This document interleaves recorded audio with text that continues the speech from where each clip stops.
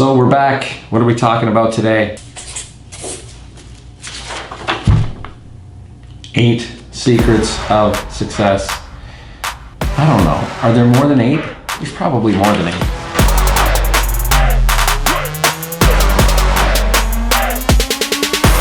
If you're getting into the life insurance business and you've landed in final expense or mortgage protection, there's some key fundamentals that you just need to know and you need to implement. Number 1, you need to be a trust builder.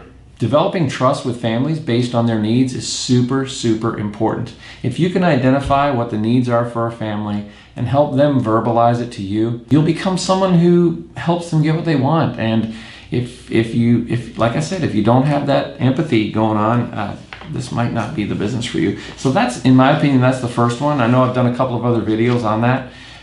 It's super important here. You know, this idea of being a difference maker, which is kind of one of the flags that we wave here, is super important. And in order to even get there, you need to be a trust builder first. Number 2, you need a network that's going to provide a complete support system for you. What does that mean? Well, there's lots of IMOs out there in the industry. There's lots of agencies and places that you can land. Here's just some things to look for. Number 1, are they able to support you with products and services to best meet the client's needs? Is there a diverse range so you can do what's best for the clients at all times? Number 2, they need to be able to provide you sales support, training, agent support, service, to be there to answer questions, to help you through the hurdles that a lot of us get into. I mean, if you think being a lone wolf in other industries is tough, try doing that in the life insurance business. It's super important that you have a bunch of people, a team. I've been in sales all my life, and in our previous career in the publishing and advertising world, we had to develop that culture of team. It's what made the thing work. So it's super important. You got to have decent compensation. That's super important for you. But don't expect all the best training in the world, all the best support, all the products and services, everything possible, and the highest compensation. It just doesn't work like that, especially if they're providing leads. And that kind of leads us to the last one. Get with an organization that has good lead support. You know, it's one thing for people to say they can generate leads and you start participating in their program and then you keep coming up short because they can't get you enough. And then you have to travel halfway across the country or go to different cities to try to go to work. I mean, that's a problem for most people. Find an organization that has a good lead source for you. If you're looking to get started and not having to do all the, cold door knocks yourself or make your list of 100 and work your family and friends. Most family and friends don't want to buy from you when you first get started because they don't know you as a life insurance guy. They want to wait, 2 years from now when you're actually an established life insurance guy, and then they'll come around. So getting started with a good organization that provides a good solid lead program at a reasonable price, good contracts, carriers, but most importantly, support. Super, super important. There's a lot of organizations out there that say they offer a complete system, and when you get involved, there's all these additional fees and there's clubs you've got to join, and you find that there's a lot of functions and things and trainings going on, and you keep going to these things and you spend a lot of money, but you're really not making a lot yourself, and it just cuts into your costs. Watch out for things like that. I'm not saying all these organizations are bad, because there's certainly good people everywhere, but just use your gut.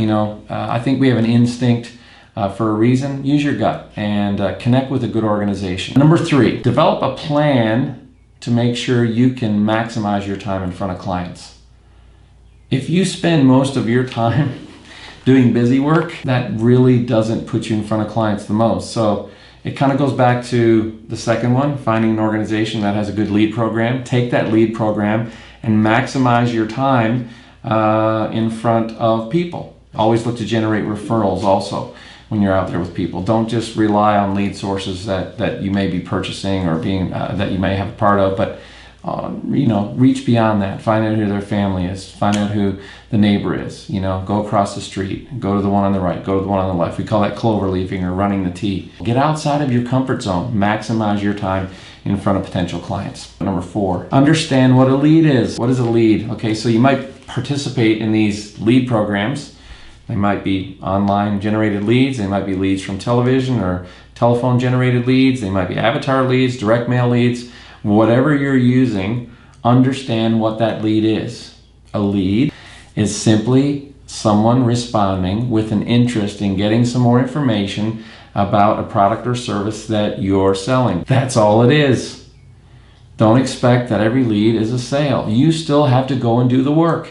It's an opportunity to have a conversation about something that they have an interest in. Something piqued their interest.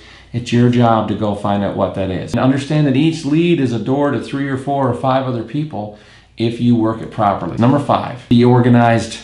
So many people get in this business and they're unorganized. They're not ready. Monday morning rolls around, they don't have anything prepped. Now they start their prep. They go, well, my week started, now I'll start prepping. And it's 2 o'clock before they roll out the door on a Monday. If you don't have your trunk organized, your trunk is your mobile office.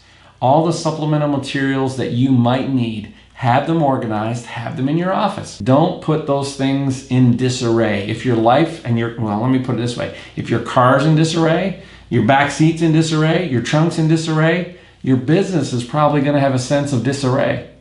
And disarray doesn't lead to profitability long term. It leads to kind of confusion, and it's just not an organized system. Number 6, set realistic expectations. If you have some obligations to the company that you're working with, let's say you're working with a captive group and they have certain expectations of you, set realistic expectations of what it's going to take to hit those numbers, those production numbers, and go and do the work.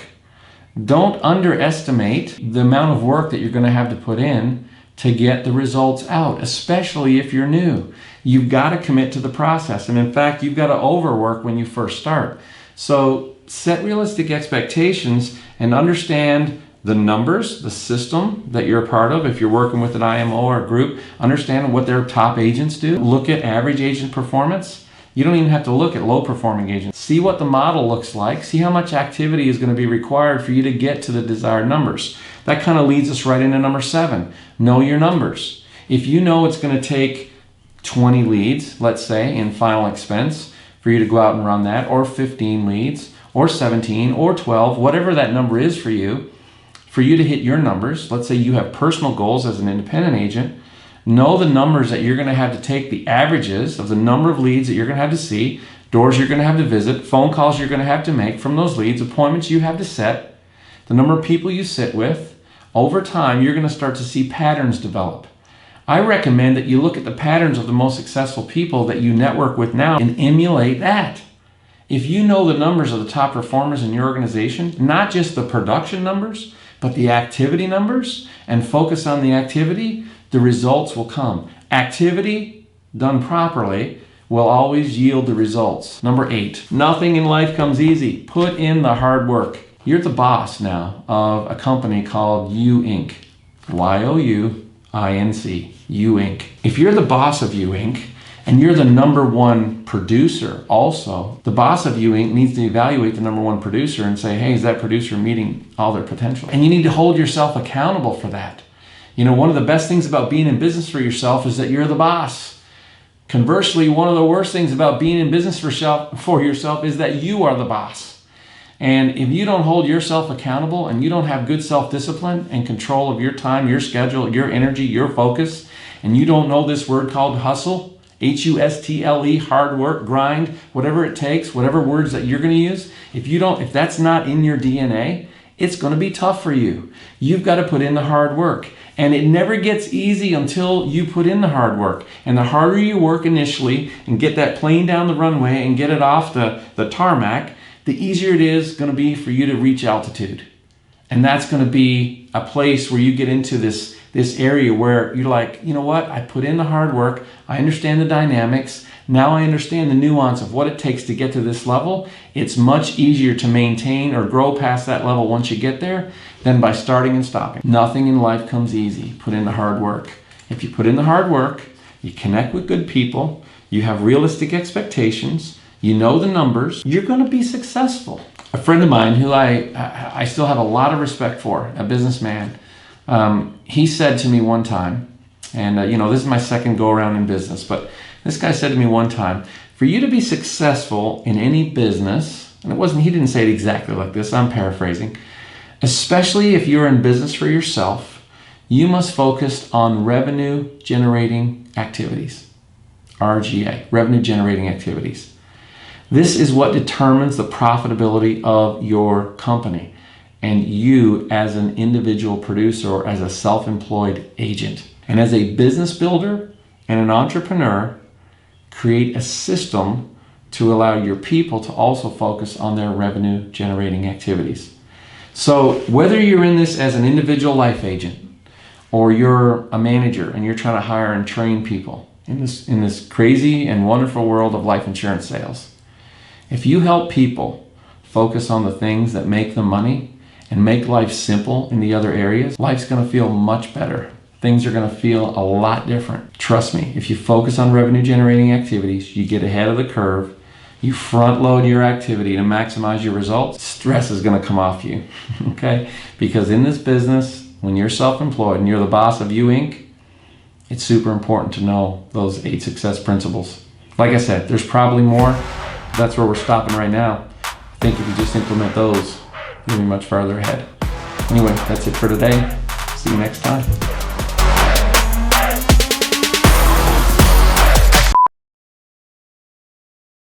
Based on their needs is super important. It's super important here. It's super important, and to me that's super important. So it's super important. That's super important. Super important. I think that's super important.